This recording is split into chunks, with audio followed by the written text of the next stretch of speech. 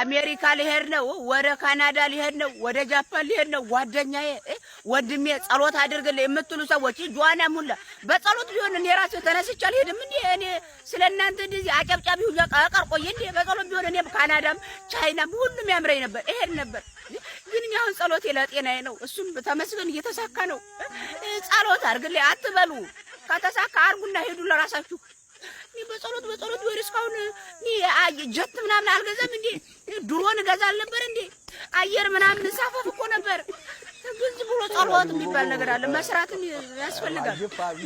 አታ የተጀናጀንኳችሁ ልጆች ስም ዝርዝር ህልፍቲ ካመቀለ፣ ቲጂ ከራያ፣ መቅዲ ከወሎ፣ ሙሉነሽ ከሸዋ፣ አንቾ ከአዲስ አበባ፣ ለምለም ከጎጃም፣ አበሩ ከጎንደር የኔ ፍቅሮች በጣም ነው ማፈቅራችሁ፣ ወዳችኋለሁ።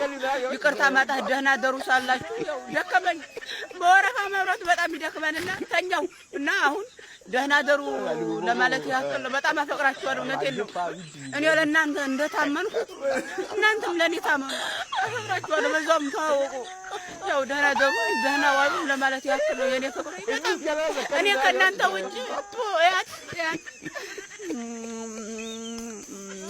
የሳኡዲ ሴቶች ፍቅር ሲጀምሩ ሱሱ ነኝ እንትና ብቻ፣ ኪው ነኝ እንትና ብቻ፣ ዳብሊው ነኝ እንትና ብቻ ምናምን ጠግረር ሲያረጋቸው ዜድ ነኝ በስምህ ልጠራ፣ ኪው ነኝ መገናኛችን ቀናፋቂዋ ምናምን ትንሽ ጠላ ሲጣሉ ደግሞ የአባቷ ልጅ ቆራጧ በደንብ እየተጣሉ ከሄዱ ስጣለ ስለምን እንትን ካላለ ስጣለ ሀይክፋ ብቸኛዋ ነኝ አስነጣሿ አለቃሿ የምታለቅሰው እኮ እሷ ናት። እውነቴን ነው። ከዛ ፍቅር አይሳካላቸው ሲል ወደ ሃይማኖታቸው መጣ ሲል ኪዳነ ምሕረት እናቴ ያለህ ባሪያ የምን አባትሽ ባሪያ ደግሞ በሳምንቱ አንዱ ከተጀናጀነኝ ያንተ ብቻ የወንዶቹ በላይ እኔ እኮ በጣም ነው የምትገርመው። በወር ውስጥ አንዴ የእንትኑ ሲቀይሩ አንዴ ምንም ስለቀያየሽ እውነቴን ነው። እንደ ስምሽ ባሮቹም እንደሚቀያየሩ ማወቅ አለብን። ዝም ብላችሁ አንዴ ሲቸግርሽ ብቻ እየመጣሽ የእንትና ባሪያ ፈጣሪ ባሪያ ማለት ጥሩ አይደለም። እውነቴን ነው። አረቺ ሰውዬ ገደለችኝ።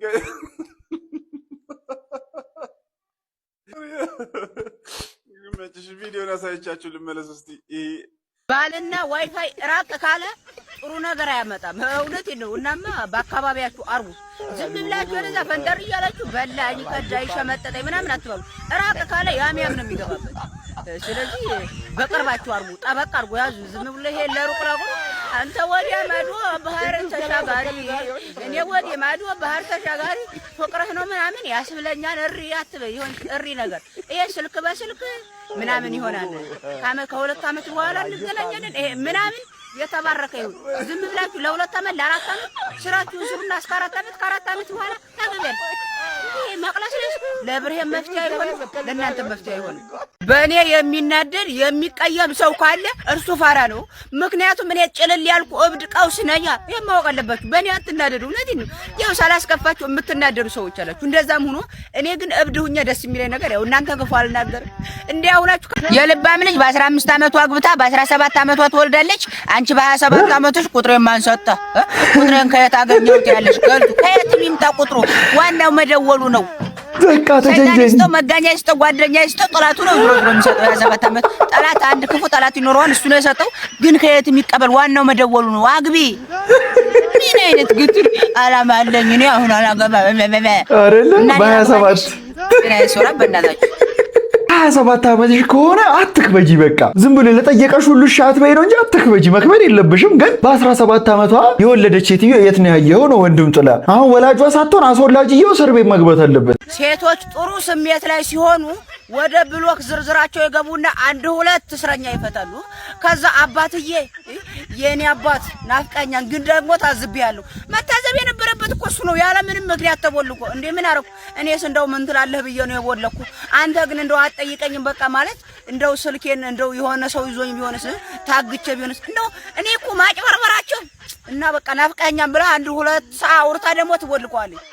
ከዛ በሶስተኛው ቀን ፈተታ ድጋሜ የቦለኩ ድል ሰጥቼ ነበር ትላለች። ምንም ማድረግ አትችልም። ደስ ሲላት ትፈታለች፣ ደበር ካላት ወስዳ ትዘጋሃለች። መብቷ ነው በስልኳ። ምንም ያበሳጭ ነገር የለም። ከፈለክ ስመልስልህ አለማውራት ትችላለህ እንጂ እሷ የመቦለክ